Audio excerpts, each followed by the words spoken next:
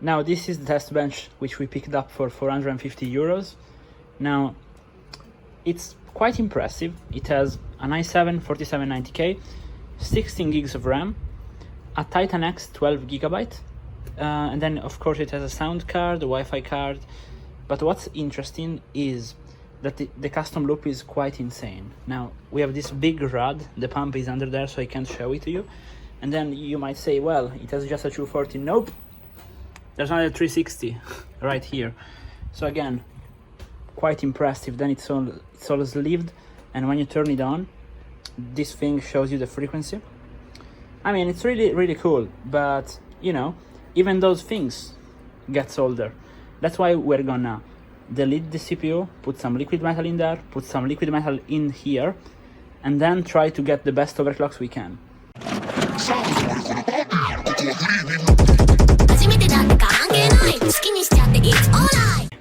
Now, I was taking the baseline, and I wasn't expecting this, alright? It thermal throttles hard at stock, like you literally turn it on and it goes up to 100 degrees immediately, which means that either the liquid isn't really going through properly, which is the most likely thing, or there is like a bigger contact problem. So we will have to troubleshoot this, but the easiest thing at this point is to simply, you know, disassemble it and reassemble it all together. So unfortunately I can't take a baseline like, hey, look, before versus after, but hey, before is like not usable, and we'll see what the after is. Let's go. Did a very quick troubleshooting. I did not have to actually disassemble it all. Now, a problem which you often encounter with custom loops which were done some time ago, or not exactly in the perfect way when it comes to height of the components, is that the pump does not have enough water when you start it, and since the pump cannot properly pump air, it simply gets stuck. So what I did was simply one of these bad boys, you know, I just flipped it over, and as you can see, like a lot of this thing is formed here, and then it starts to go through properly. So now it's doing better, but I will probably half refill it, but I'm thinking about it since I don't have this kind of fluid and it's super cool. So I mean, if I add some distilled water, might not be the best. So I was thinking about like half drain it and add some distilled water. Let's go. The CPU was throttling, like there was nothing I could do, and we had a leak. So I basically had to bring the PC outside and kind of, you know, do this thing. And now I cleaned this guy. Now how I cleaned it, I'm gonna demonstrate it for you again to clean it properly. And now let me just remove this water block. I have no idea about how it actually gets removed, so I'm gonna just try. Now I believe you just remove those screws on the front, so see you in 2 seconds. Okay, now I disassembled it, and it was such pain. All right, don't make me think about it, because like the thermal pads were all broken, and like there was this screw, this thing which was like all right.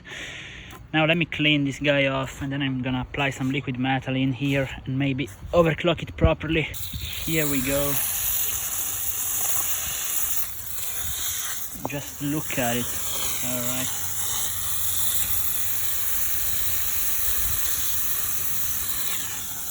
All right, the other side.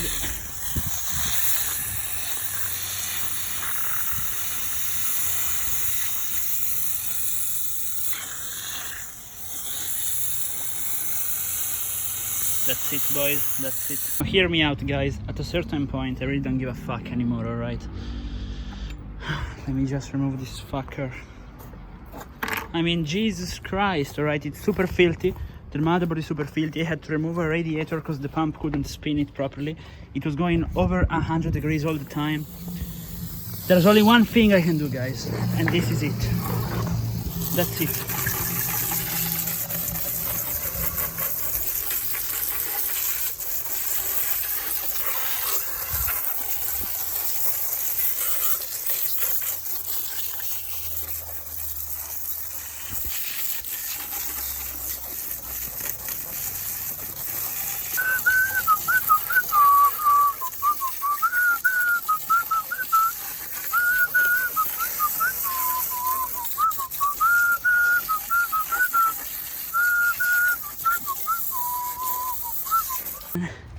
There is some test bench on your water. How is it going with your PC building experience? Huh? No worries, everything normal, everything is alright. We just have a fountain coming out of a radiator, you know. Just want to make sure you clean it off properly, you know. I always get a lot of comments about the fact that, hey, don't touch it on the other side, you know, might damage it. Do you say it's damaged? It's not, alright? It's gonna reach 5 gigahertz, boys. It's gonna get delidded, it's gonna go into that loop, and it's gonna reach 5 gigahertz, alright? I'm calling it right now, 5 gigahertz on an i7 4790K, alright? It can't focus. Here it is. Okay, now while I wait that everything is drying up, alright, I'm just gonna apply liquid metal here and in general close this GPU. Now what I'm gonna do is use some cheap thermal paste because I don't have any thermal pads. So on top of the one which already are here, I'm gonna put some of this cheap thermal paste. Then I'm gonna use some nail polish to isolate those pins. Then I'm gonna apply some liquid metal on top of here. Then I'm gonna apply some liquid metal here. Then I'm gonna close it up. Then I'm gonna put the thermal pads on the back plate, do the same thing with thermal paste there, close it up. Let's go. Unfortunately, I can only do steps and show you because I don't have a proper setup for the camera, but it should be decent. Apply the nail polish, now I'm gonna spread the liquid metal on the die. And also here, it's a very rough application here. Here is pretty nice. Now I'm gonna do the thermal paste thing. Okay, and here we are. Now of course it's not the best thing. I do not recommend this, as most things I do, but it works. So now I just have to close it up. Here it is, boys, closed up card. Now I just have to put the back plate. The 2 thermal pads were missing, so I put some thermal paste. Now let me just close it up. Flawless. And now I just gotta screw in a couple screws, and here we are, brand new, with the back plate, with thermal paste everywhere, liquid metal, and it's gonna be fine, guys. I'm gonna overclock this guy so hard. Jesus. It's a GTX Titan, 12 GB by the way. Remember, guys, you want to be extra careful and use distilled water when you fill up a loop. But, you know, you need to do that. I don't. So let me just use some quality tap water and just fill it over. Alright, we can see it's going. Alright. Okay, we can give it a little bit more. That's about it. It's good. Now let me just close it up. Alright, boys. Now we successfully redid the complete loop. Now of course might not be the prettiest, it's also pretty dark, so it's kind of difficult to see it, but basically it's working great because the GPU is at 36 degrees under full load in heaven benchmark, and that's of course the liquid metal. But now if we go and check out the CPU temperatures, well, they kind of suck, and the CPU is at stock, you know. So here it is. This is the CPU temperature at stock. I just started Intel burn test and we are at 100 degrees and throttling. Now, why is that? Well, it's simply because some of those old ASUS CPUs, sometimes their thermal paste between the die and the IHS just degrades, so we're gonna delete it.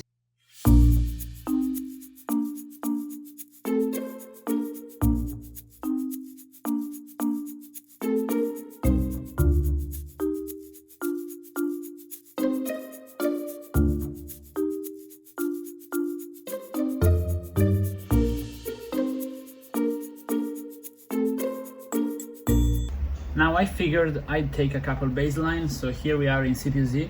Now I'm actually gonna run a little stress test here, which is, a benchmark, sorry. And this will be our baseline, and we can then compare it to our overclock.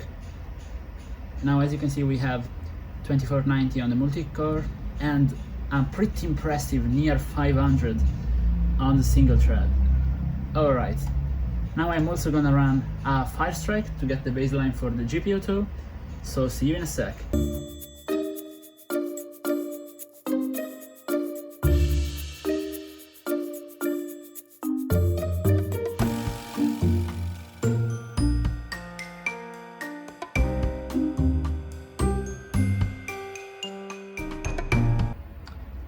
here we are with the baseline, guys. Now, as you can see, we are at around GTX 1070 performance. When it comes to graphics score, we are pretty good on the physics score, I might say, and overall a good combined, as we can expect, because the IPC is pretty good on this one.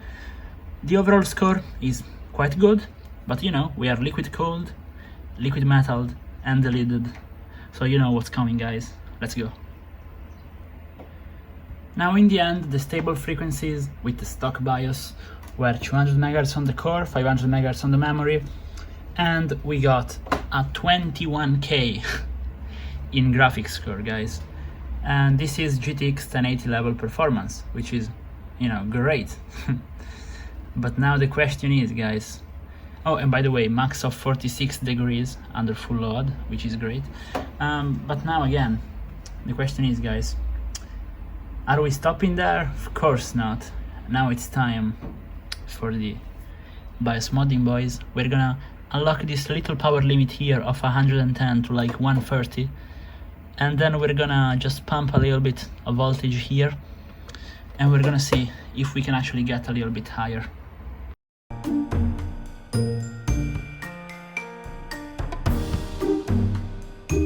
Let me know if you want a full guide about that, by the way, I can do that. BIOS mod, we got to 22,000 in the graphics score in Firestrike. Now we have the CPU at stock, so let's just look at the graphics score, but that's pretty good. We are currently at 1500 megahertz on the core, as you can see here. Now we can try to go a little bit higher, but this is already pretty nice. We are at 4000 on memory. That's great. Let's keep going. And this is what happens if you overclock your memory too far, guys. You don't want to do that. Alright. Jesus, I even had a fan to... Alright, I gotta turn this guy off pretty quick, you know. Alright. But as you will see right now, guys, even if you mess up and you actually end up with your memory doing that, if you just reboot the PC, well, it just works fine. So, you know, that's why overclocking, like, if you don't mess with the voltages in the wrong way, it's really safe. Like, even if you put a clock which is too high, you just gotta reboot your PC, you know, it's gonna be fine. Here we go.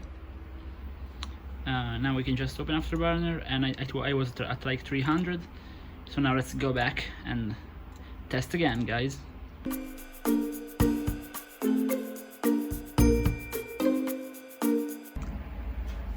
And here we are, guys, with the final results.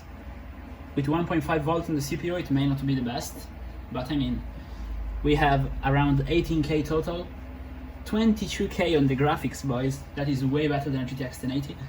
And I mean, we have the GTX Titan X, which has 1500 on the core clock, 4100 on the memory clock, and we have this hefty 5 GHz overclock on the CPU.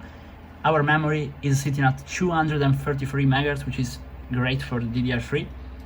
We have low latency, and well, overall I think it's great. Now, as a daily overclock, I will set the CPU to 4.9 because, like, incredibly, it takes 1.5 volt to run a Firestrike at 5 GHz, but it takes just like 1.3 to run a Firestrike and to be game stable at 4.9. So I will settle with that. And so yeah, guys, let me give you a, let me let you take a look at the rig. Of course, it's night, so it, you know, has a different look, but came out pretty well overall, guys. I'm pretty happy. For $150, this kind of performance is probably the absolute best like build I've done for $450, or in general under the $500 mark. I mean, it's really great. Well, guys, might want to drop a sub and let me know if you liked it.